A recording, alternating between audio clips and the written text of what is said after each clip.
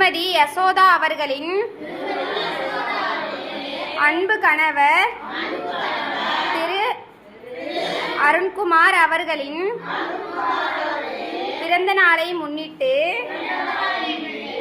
மதிய உணவு வழங்கப்பட்டது.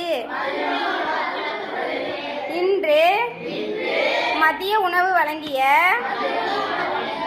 அந்த குடும்பத்தினர் எல்லா வளமும் எல்லா நலமும் பெற்று நீண்ட காலம் வாழ்வாங்கு வாழ எல்லாம் வல்ல இறைவனை வேண்டுகிறோம்.